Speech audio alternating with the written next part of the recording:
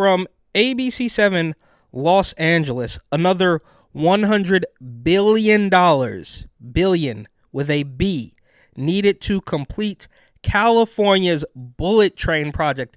They're just speaking in hypotheticals at this point. We've heard a lot about the high-speed train between Los Angeles and Las Vegas, but what about the one in the works to travel through the state of California? That project is now... And I don't know. I could be mistaken, but I feel like they've been working on that project literally since I was a kid. It's a train to nowhere, and it just sucks up money. Expected to cost billions more. Could that plan get derailed? Eyewitness News reporter Rob Hayes explains. Could that plan get derailed, which speaks directly to my point that they've been delaying this plan since the early 2000s at least. When California's bullet train was pitched to voters back in 2008, the cost of linking Los Angeles... 2008, that's when it was pitched to voters. So they had been working on it before then, and this is like pie. This is total pie in the sky. This is Sun Monster climate change. You know, this is just a complete hoax that people are, I guess, still throwing money at.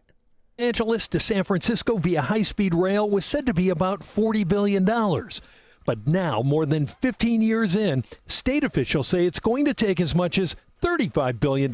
Wait. So in 2008, it was supposed to cost $40 billion.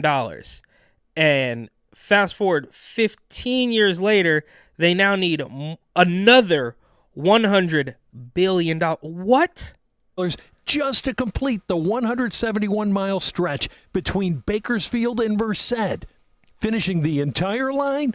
Well, that's going to take an additional $100 billion. It's never going to come to... And this is crazy, right? I feel like, you know, we all live in Manhattan, specifically Brooklyn, New York, San Francisco. I mean, huge skyscrapers, feats of engineering, the New York City subway, as decrepit and scary and awful as it is today, with people literally peeing and smoking crack and, pushing people in front of the tracks, all that stuff. It's an absolute engineering masterpiece that, for the most part, it was pretty good. It ran 24 hours a day before Rona, and then Rona comes out at night, so they stop it at midnight or whatever.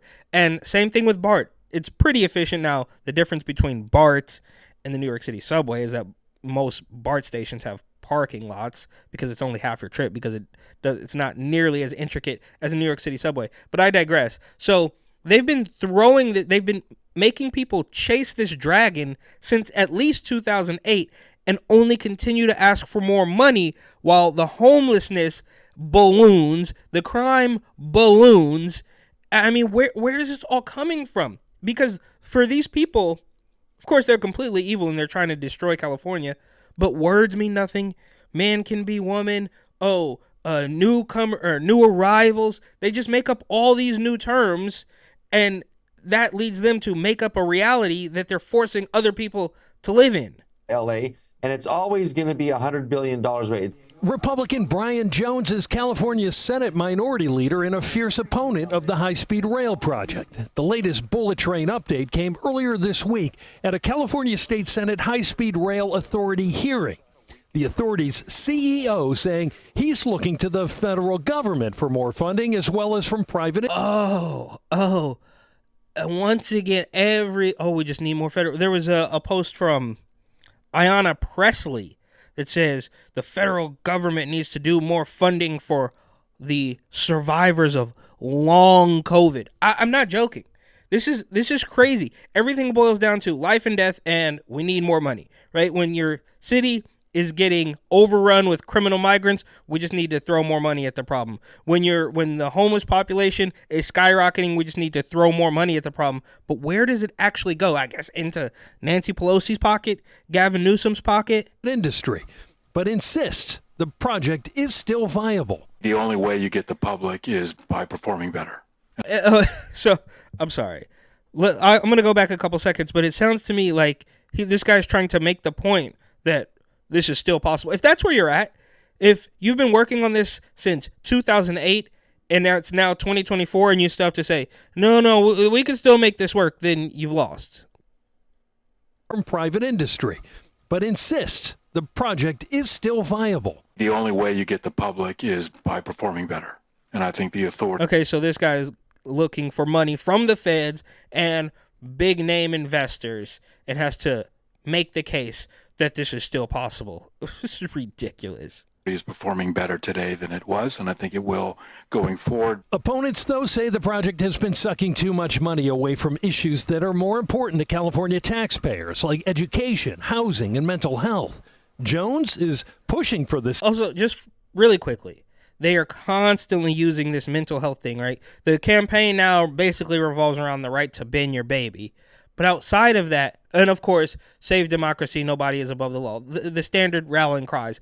But I think they've kind of quietly, or maybe not so quietly, keep harping on this mental illness thing. Every time something bad happens, they either can blame the gun or blame mental illness, and you need more federal funding to combat mental illness, even though they're the ones that are, creating these mentally ill creatures with all the gaslighting and lying and telling them that they're the different gender, and then they say, oh, well, it's mental illness. And when you look it up, I did a very brief search about mental health centers, and as you'd expect, they're all basically littered with weirdo LGBT, DEI, CIA propaganda. I'm not joking. Like, it basically, just as you might expect, some clinic in San Francisco will say, we welcome all transgender. It's like, dude, no, you're creating it. But I guess, to bring it full circle, they're obviously creating the problem to sell the solution. Oldest trick in the book. State to hit the brakes on the bullet train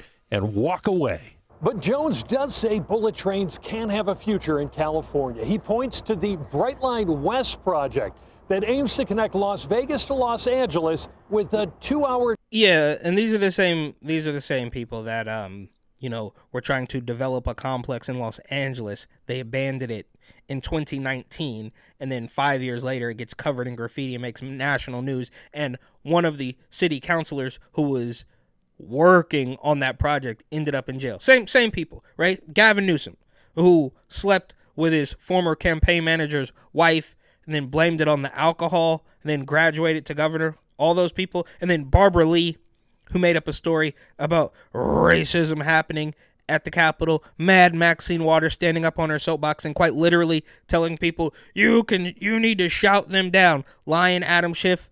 I mean, all of California, it's completely fake. It's a facade that is used to bleed the regular people dry, the business people. Obviously, oh, you can't use a plastic gift card. You can't use a plastic straw in New York. Oh, you can't make this kind of pizza. It's absolute insanity. And then, of course, New York City Mayor Eric Adams, we came up with a new agreement. Tish J. I mean, the list goes on, but every single thing they do is another cut towards complete and total, hostile communist takeover. Train ride, speeds hitting up to 200 miles per hour. The difference, Jones says, is that private companies and investors are driving that project with. So you want to model the federal one after a private company that made one that worked? Is that what's happening? Is that you're suggesting that maybe privatization is a little bit better than the wasteful, greedy, corrupt federal government? Considerably less dependence on taxpayer funding. When you put projects like this into private enterprise, you get. And then, of course, sorry, I'm getting off track here, but you got, obviously, Tiffany Henyard, big fat furious, phony Fannie Peck Willis, accused of mishandling taxpayer funds. And they've been doing this for decades in California, but I hope that they just have overplayed the hand a little bit. Gavin Newsom is out there spending millions of dollars to make sure that Prop 1 passes so he can get his hands on $6 billion more and nothing. Well, we can check the clock, right? Give it 2 years. Gavin Newsom will have done nothing except for pad his own pockets and pockets of his crony weirdo bureaucrat friends. Efficiency, and you get proper planning. But even the Brightline project has gotten $3 billion in federal funds. And the company's founder recently told the LA. So the privately owned company got $3 billion in federal funds. Wow.